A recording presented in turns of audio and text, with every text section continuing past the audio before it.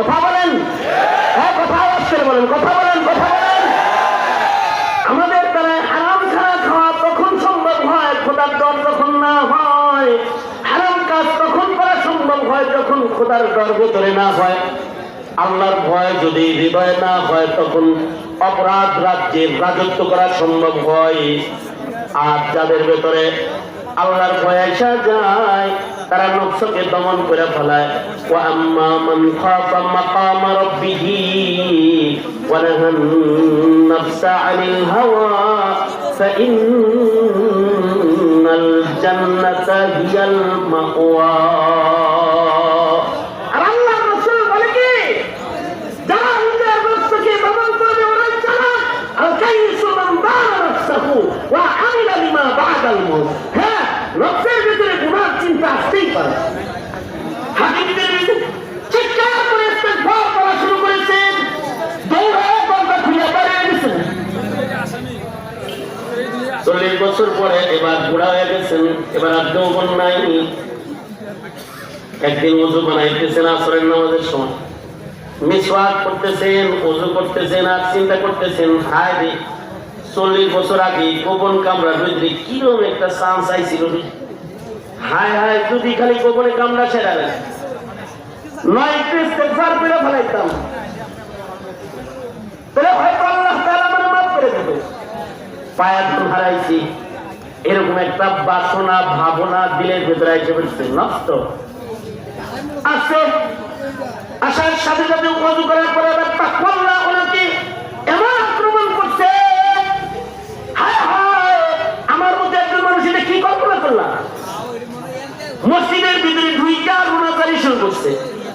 একদিন, 2 দিন, 3 দিন খানা দাওয়া বন্ধ হয়ে গেছে, খানা আর নিজের মালামত করতেছে। এইরকম চিন্তা পুরো বয়সে কেমনে করলি? মহান ন্যায় করেছ, নিজেকে শাস্তি দিতেছে আর গুনাহগারি করতেছে। 3 দিন পরে না খাওয়া হাকিম তিরমিজি ঘুমায় পড়ছে। ঘুমের ঘরে স্বপ্নে দেখে মদিনার মরুদুলা মুহাম্মাদুর রাসূলুল্লাহ সাল্লাল্লাহু আলাইহি ওয়াসাল্লাম আসছেন। আল্লাহর রাসূল এসে বলে, হাকিম এমন করতেছো কেন? আল্লাহর নবী 40 বছর আগে যখন যৌবন ছিল তখন নফস কত ভালো ছিল, বড়দের সামনে হিসাব চিৎকার দিয়ে বাইরে গেছে। আর পুরা বয়সে নফস খারাপ হয়েছে, ওযু করতে যায় সেই গুনার কল্পনা।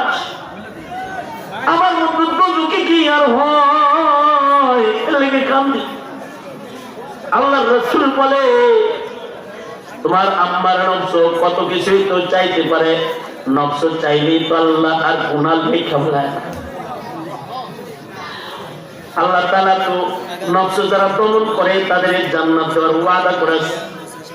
তোমার খুশকিসমত যে তোমার নফস এমন কিছু চাইছে, কিন্তু তোমার খুশকিসমত যে তুমি তাকওয়াল্লাহ দিয়ে নফসটাকে জাতা করছ।